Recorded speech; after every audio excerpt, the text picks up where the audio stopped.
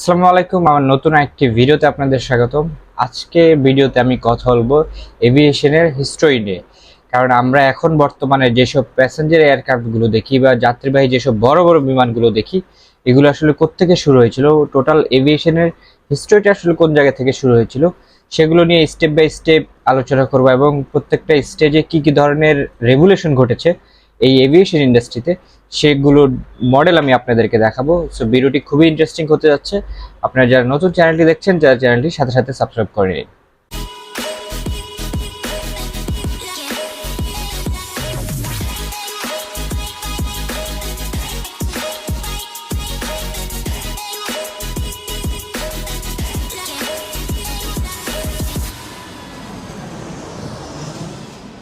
এখানে আমি উল্লেখযোগ্য এভিয়েশনাল হিস্টোরিক্যাল যে ইভেন্টগুলো হয়েছে সেগুলো নিয়ে আলোচনা করব। তো প্রথমে আলোচনা করব লিওনার্দো দা ভিঞ্চি নিয়ে, যিনি মোনালিসা ডিজাইন করেছিলেন। লিওনার্দো ভিঞ্চি কিন্তু এভিয়েশনের জগতে খুব অনেক বড় অবদান রেখেছেন। তিনি প্রথম অর্নিথপ্টার ডিজাইন করেন এবং তিনি পাখির যেই বিভিন্ন ধরনের ফ্লাইট সেগুলো অ্যানালাইসিস করে সেটির একটি মডেল দাঁড়া করায়, এবং যেটি একটি অর্নিথপ্টার এবং একজন মানুষ সেটিকে ফ্ল্যাপিং বার্ডের মতো চালনা করতে পারত। এরপরে উল্লেখযোগ্য আরেকটি ঘটনা, যেটি হচ্ছে ফ্রান্সের দুজন ভাই যাদেরকে মান্থ গোল্ডফায়ার ব্রাদার বলা হয়, এবং তারা একটি হট এয়ার বেলুন ডিজাইন করে এবং এটি ডেমনস্ট্রেশন করে ফ্রান্সে সেই 18 শতকের দিকে। এবং এটিতে প্রথমে ওয়াটার ভ্যাপার ইউজ করা হতো এবং প্রথম দিকে এটি আনম্যান্ড থাকলেও পরবর্তীতে বিভিন্ন এনিমেল দিয়ে বা পশু পাখি দিয়ে এটাতে দিয়ে টেস্ট করা হয়। এরপরে 19 শতকের দিকে আরেকটি উল্লেখযোগ্য ঘটনা হলো অটো লিলিয়েনথেলের গ্লাইডার। তিনি একজন জার্মান ইঞ্জিনিয়ার ছিলেন। তিনি এবং তার ভাই মিলে প্রথম 3টি ফোর্স আবিষ্কার করে পাখির বিভিন্ন ফ্লাইট থেকে, যেগুলো হচ্ছে লিফট, থ্রাস্ট এবং স্টিয়ারিং। প্রথম দিকে তারা ফ্ল্যাপিং স্টাইলের গ্লাইডার তৈরি করলো, পরবর্তীতে এটিকে হ্যাং গ্লাইডার হিসেবে তৈরি করে।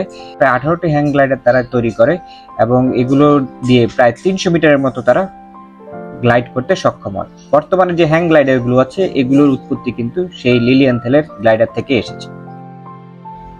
এরকম বিভিন্ন ইঞ্জিনিয়ার পাখির মতো এরকম আকাশে ওড়ার জন্য বিভিন্ন ধরনের মেশিন বানানোর পরে 19 শতকের শেষের দিকে বা 20 শতকের শুরুর দিকে 1903 সালে রাইট ব্রাদার প্রথম সফলভাবে তাদের প্লেন ফ্লাই করে। এটির নাম হচ্ছে ফ্লায়ার 1 এবং এই প্লেনটি একটি বাইপ্লেন এবং এটি প্রথম একটি প্লেন যেটি হেভিয়ার দেন এয়ার এবং এটিতে প্রপালশন তারা ইউজ করে বা ইঞ্জিন তারা ইউজ করে। তো রাইট ব্রাদারের ফ্লায়ার 1 দিয়ে তারা প্রথমে 12 সেকেন্ডে প্রায় 39 মিটার পর্যন্ত ফ্লাই করতে সক্ষম হয়। রাইট ব্রাদার্সের এই ফ্লায়ার 1 এর ফ্লাইয়ের পরেই রাইট ব্রাদার্সকে বিমান আবিষ্কারের জনক বলে ধরা হয় এবং এরপর থেকে এভিয়েশন ইন্ডাস্ট্রিতে র্যাপিডলি ইমপ্রুভমেন্ট হয়। এরপরে আরেকটি উল্লেখযোগ্য এয়ারক্রাফটের কথা যদি বলি, সেটা হচ্ছে ফোকার 1, জার্মানের তৈরি এই বিমানটি। প্রথম বিশ্বযুদ্ধে আসলে এই বিমানটি অনেক বেশি পপুলার ছিল, প্রায় 320টির মতো এই বিমানটি বানানো হয়। এটি একটি ট্রাইপ্লেনের বিমান এবং এই বিমানটির কিছু এক্সেপশনাল ব্যাপার ছিল। এটির যে রেট অফ ক্লাইম ছিল, এটি প্রতি সেকেন্ডে 7.5 মিটার পর্যন্ত ক্লাইম করতে পারত। এরপরে যেটির কথা বলবো সেটা হচ্ছে জেপেলিন এয়ারশিপ। এটি আসলে প্রথম বিশ্বযুদ্ধের আগে খুবই পপুলার ছিল। এই এয়ারশিপটি একটি মেটাল স্ট্রাকচারের এয়ারশিপ ছিল এবং এর ভিতরে হাইড্রোজেন এবং হিলিয়াম গ্যাস ব্যবহার করা হতো। তো এই এয়ারশিপটি 1936 সালে মেডেন ফ্লাইট করে। এরপর আমি বলবো হচ্ছে জাঙ্কার G-24 ফ্লোট প্লেনের কথা, যেটি জার্মান একটি ম্যানুফ্যাকচারার কোম্পানি এয়ারক্রাফটটি বানিয়েছিল। এটি একটি লো উইং ফ্লোট প্লেন, এটি পানি থেকেও টেক অফ করতে পারত এবং এই বিমানটি প্যাসেঞ্জার এয়ারলাইনার থেকে শুরু করে মিলিটারি কাজেও ব্যবহার করা হতো এবং এই বিমানটিতে 3টি ইঞ্জিন ইউজ করা হয়েছিল।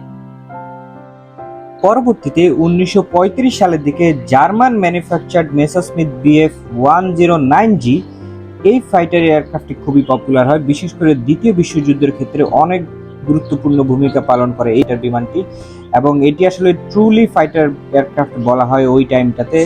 এবং এই এয়ারক্রাফটটি গ্রাউন্ড বেস টার্গেটে রিকগনাইজেস এবং স্পট এয়ারক্রাফট হিসেবে কিন্তু ইউজ করা হতো তো সেই সময়। 1950-52 সালের দিকে প্যাসেঞ্জার এয়ারলাইনার বা এয়ারক্রাফটের ইন্ডাস্ট্রিটা র্যাপিডলি গ্রো হয়। সেই সময় উল্লেখযোগ্য একটি এয়ারক্রাফট হচ্ছে এই ডি হ্যাভিল্যান্ড কমেট। এটি ব্রিটিশ একটি ম্যানুফ্যাকচারার এবং এটি প্রথম প্যাসেঞ্জার এয়ারক্রাফট যেটি কমফোর্টেবল সেফটি দিক দিয়ে অনেক বেশি পপুলার ছিল সেই টাইমটাতে এবং এটিতে টার্বো জেট পাওয়ার্ড ইঞ্জিন কিন্তু ইউজ করা হয়েছিল।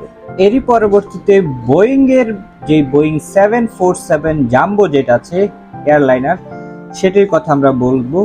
এই এয়ারলাইনারটি বা এই এয়ারক্রাফটটি প্রথম 4 ইঞ্জিন সম্বলিত একটি এয়ারক্রাফট এবং যেখানে অনেক বেশি প্যাসেঞ্জার ধারণ ক্ষমতা ছিল। এটি বোয়িং 747, যেটি এখনো 2010 সালেও এটির লাস্ট ভার্সন বোয়িং 747-8 সেটি কিন্তু তারা রিলিজ করেছে। এটি একমাত্র বিমান যেটিকে কুইন অফ দ্য স্কাই বলা হয়। এরপরে আমরা বলবো কনকর্ডের কথা। এই প্যাসেঞ্জার এয়ারলাইন ইন্ডাস্ট্রি ডেভেলপ করতে করতে সুপারসনিকে চলে যায় এবং কনকর্ডের হাত ধরে প্যাসেঞ্জাররা কিন্তু সুপারসনিক ফ্লাইট এক্সপিরিয়েন্স করে। কনকর্ড শব্দের চেয়ে প্রায় দ্বিগুণ গতিতে ছুটতে পারত এবং এটি তখনকার সময় বা 1969 সালে প্রথম ফ্লাই করে এবং ওই টাইমটাতে রেকর্ড করে কয়েকটি, এবং যার মধ্যে একটি হচ্ছে এই এয়ারক্রাফটটি হিথ্রো থেকে বা লন্ডনের হিথ্রো থেকে নিউ ইয়র্কে মাত্র 2 ঘন্টা 52 মিনিট 59 সেকেন্ডে অতিক্রম করে। এর কারণে কিন্তু কনকর্ড বিভিন্ন ধরনের ওয়ার্ল্ড রেকর্ড করেছিল সেই সময়টায়, এবং এই কনকর্ডের ফ্লাইট অফ হয়ে যায় 2003 সালে। তার পরবর্তীতে 1978 সালের দিকে F-16 ফাইটিং এয়ারক্রাফট বা ফাইটার এয়ারক্রাফট ডেভেলপ হয়েছে। এটি মেইনলি ইউএস এয়ারফোর্সের জন্য তৈরি করা হয় এবং এটি আফটার বার্নার সম্বলিত একটি এয়ারক্রাফট ছিল, যেটি প্রায় শব্দের চেয়ে দ্বিগুণ গতিতে ছুটতে পারত এবং এটির এয়ার ফাইট ক্যাপাবিলিটি ছিল, এবং এটির ক্যাটাগরির ভেতরে কিন্তু এই বিমানটি অনেক সাকসেসফুল ছিল সেই সময়ে। 1989 দিকে B-2 বোম্বার স্পিড এয়ারক্রাফটটি ইন্ট্রোডিউস করা হয় এবং এটিতে স্টেলথ টেকনোলজি ইন্ট্রোডিউস করা হয়। যুদ্ধ বিমানগুলোতে এই প্রথম স্টেলথ টেকনোলজি ইউজ করা হয়, যেটি ওয়াইডলি ইউজ করা হয়েছে ইউএস এয়ারফোর্সের জন্য মেইনলি, এবং এই বিমানটি বোমারু বিমান হিসাবে খুব বেশি পরিচিত। সর্বশেষ যে বিমানটির কথা বলবো সেটি হচ্ছে এয়ারবাস A380, যেটি 2005 সালে ইন্ট্রোডিউস করা হয় এবং এটিকে সুপার জাম্বো জেট বলা হয় এবং এটি লার্জেস্ট প্যাসেঞ্জার এয়ারক্রাফট, যেটি ডাবল ডেকের একটি এয়ারক্রাফট এবং এটিতে 4টি শক্তিশালী ইঞ্জিন ইউজ করা হয়েছে। তো এই সবকিছু দিয়ে এই বিমানটি প্রায় 850 জন যাত্রী বহন করতে পারে। তো সেই 1903 সালে রাইট ব্রাদার্সের ফ্লায়ার ওয়ানে একজন যাত্রী ছিল, কিন্তু 100 বছরের ব্যবধানে এভিয়েশন ইন্ডাস্ট্রি ডেভেলপ করতে করতে এয়ারবাস A380 পর্যন্ত আসছে, যেখানে প্রায় 850 জন যাত্রী বহন করতে পারে।